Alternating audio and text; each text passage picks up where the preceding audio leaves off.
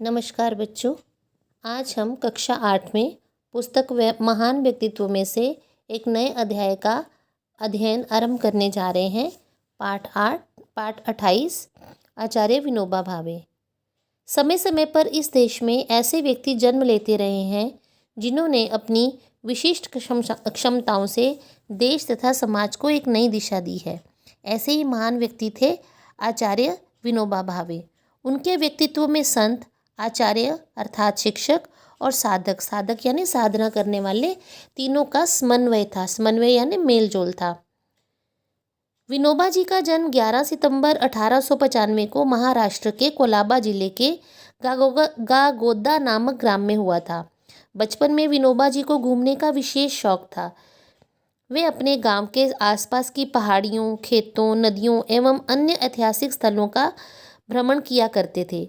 वे पढ़ाई के दिनों में पाठ्य पुस्तकों के साथ साथ आध्यात्मिक पुस्तकें भी पढ़ा करते थे। छोटी उम्र में ही उन्होंने तुकाराम गाथा, दास बोध ब्रह्मसूत्र, शंकर भाष्य और गीता का अनेक बार अध्ययन किया। विनोबा जी को अनेक भाषाओं का ज्ञान था। वे उच्च कोटि के रचनाकार भी थे। उनकी प्रारंभिक रचनाएं मराठी भाषा में हैं।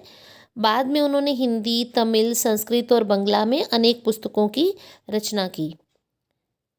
महात्मा गांधी के आग्रह पर विनोबा साबरमती आश्रम में रहने चले आए। आश्रम में आकर वे खेती का काम करने लगे।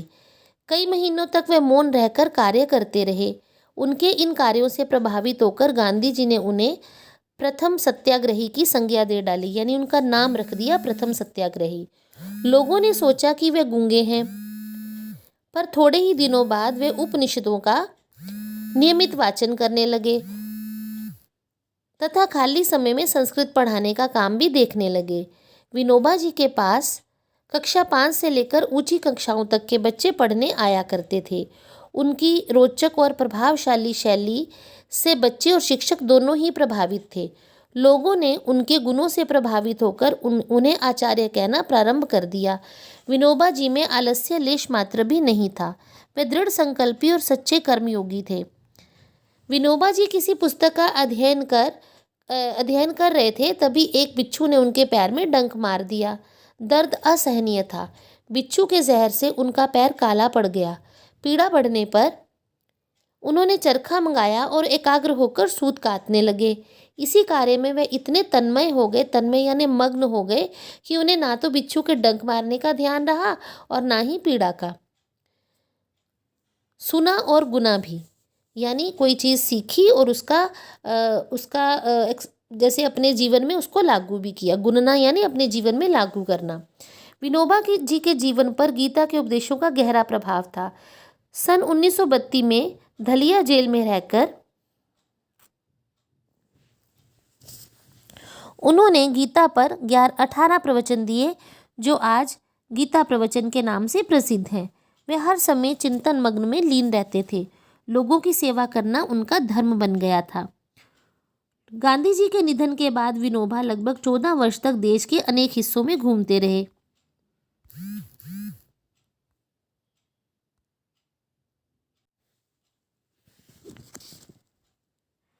और भूदान आंदोलन की पृष्ठभूमि तैयार करते रहे। जगह जगह प्रार्थना सभाएं आयोजित कर इनके संबंध में व्यक्तिगत और सामाजिक उत्थान के बारे में अपने विचार व्यक्त करते रहे। उनकी बात बहुत संक्षिप्त, संयत और सटीक होती थी। विनोबा जी के कहने की अपेक्षा करने में अधिक विश्वास रखते थे। वे पुरानी बातों को नए तालमेल के साथ इस तरह प्रस्तुत करते थे कि लोगों को स्वाभाविक रूप से जीवन की एक नई दिशा मिलती थी।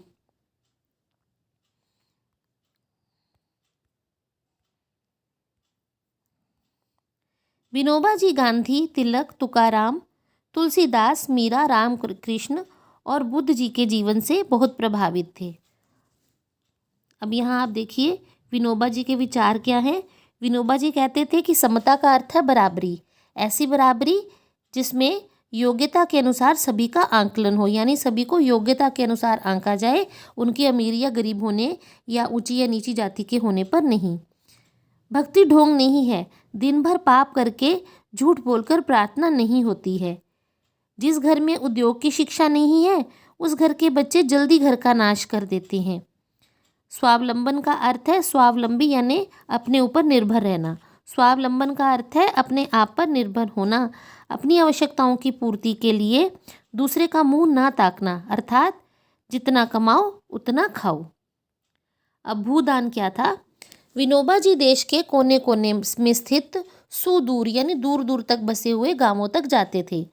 वहाँ ज़्यादा भूमि वाले किसानों से मिलकर उनकी भूमि का कुछ हिस्सा भूमिहीनों के लिए मांगते थे।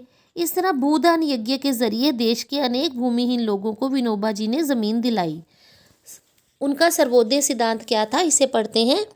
विनोबा जी के सर्वोदय सिद्धांत के 3 तत्व हैं, सत्य, अहिंसा और अपरिग्रह। अपरिग्रह होता है त्याग।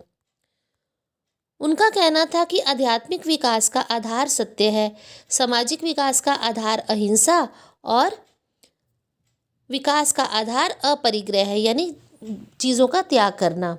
वे सर्वोदय का उद्देश्य स्वशासन और स्वावलंबन मानते थे। उन दिनों चंबल की घाटी में डाकुओं का बहुत आतंक था। विनोबा जी चंबल घाटी के कनेरा गांव में गए। वहां उन्होंने लोगों को संबोधित किया। उनके विचारों से प्रभावित होकर चंबल घाटी के 19 डाकुओं ने एक साथ आत्मसमर्पण कर दिया। आचार्य जी ने जो कहा, आचार्य जी ने उनको कहा था, आचार्य विनोबा भावे के जीवन में कई पहलुओं पर अपने विचार प्रकट किए, यानी जीवन के बारे में उन्होंने क्या कहा था ये हम जानते हैं। वे जहाँ जाते आयोजित प्रार्थना सभाओं गोष्ठियों में प्रवचन दिया करते। यहाँ महत्वपूर्ण मुद्दों पर उनके विचार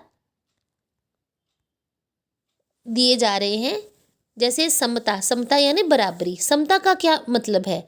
बराबरी। कैसी बराबरी? घर में 4 रोटियां हैं और 2 खाने वाले हैं तो एक को कितनी रोटियां दी जाएं? 2-2। ऐसी समता अगर माताएं सीख लें तो अनर्थ हो जाएगा।